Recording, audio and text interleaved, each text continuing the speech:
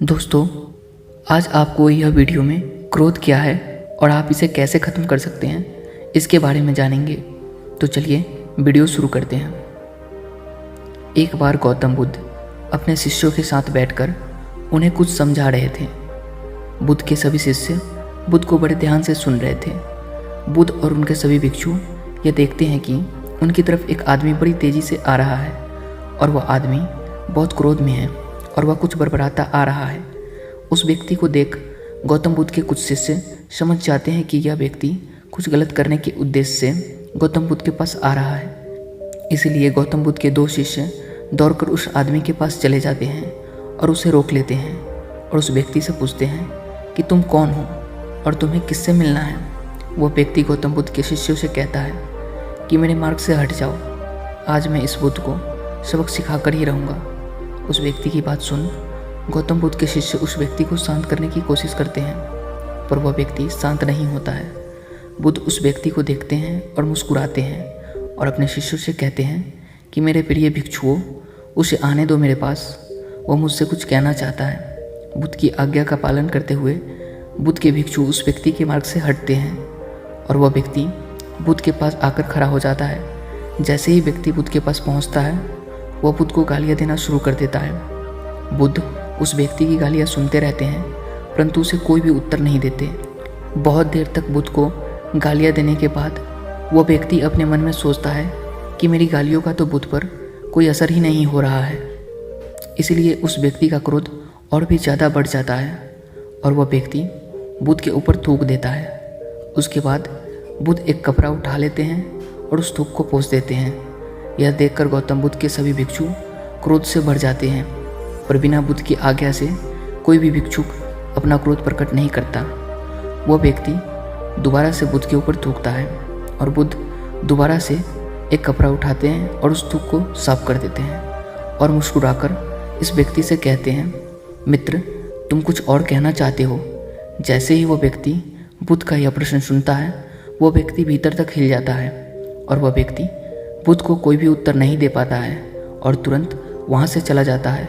बुद्ध के सभी भिक्षुओं के मन में यह प्रश्न होता है कि उस व्यक्ति ने बुद्ध का इतना अपमान किया, लेकिन बुद्ध ने उस व्यक्ति को यह क्यों कहा कि क्या वो और कुछ कहना चाहता है। सभी भिक्षुओं में से एक भिक्षु बुद्ध से कहता है कि आपने उस व्यक्ति से यह क्यों कहा कि क्या वह कुछ और कहना चाहता है, जबकि यह तो स्पष्ट था कि वो व्यक्ति यहाँ कुछ कहने नहीं आया था, बल्कि वह तो आपका अपमान करने आया था।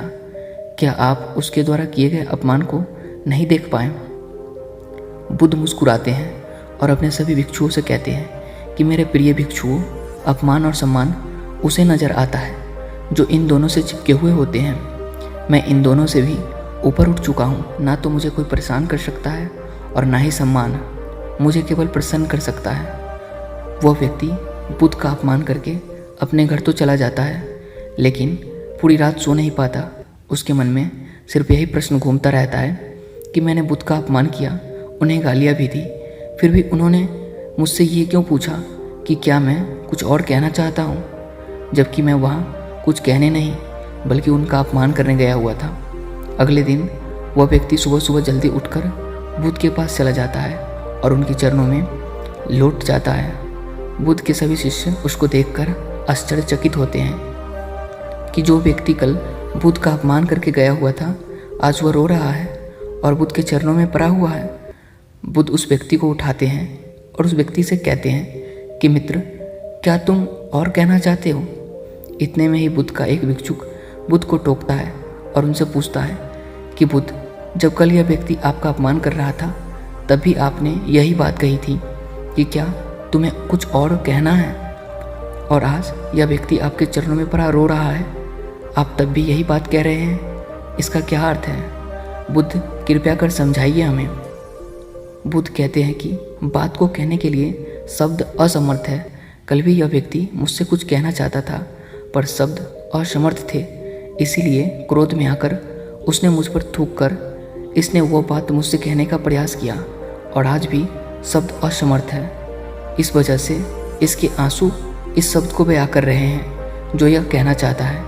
इसके बाद वह व्यक्ति बुद्ध से कहता है, बुद्ध, मुझे क्षमा कीजिए, मैंने आपको अपमान किया है। बुद्ध कहते हैं तुम्हें क्षमा मांगने की कोई भी आवश्यकता नहीं है, क्योंकि क्रोध भी तुमने किया और उसकी पीड़ा भी तुमने ही पाई। इसमें तुमने दूसरे किसी को क्या नुकसान पहुंचाया?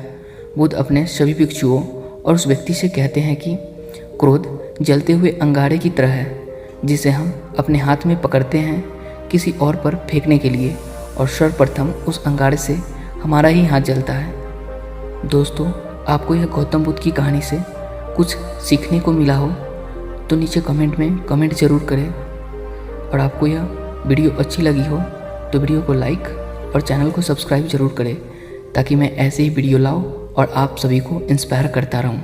धन्यवाद।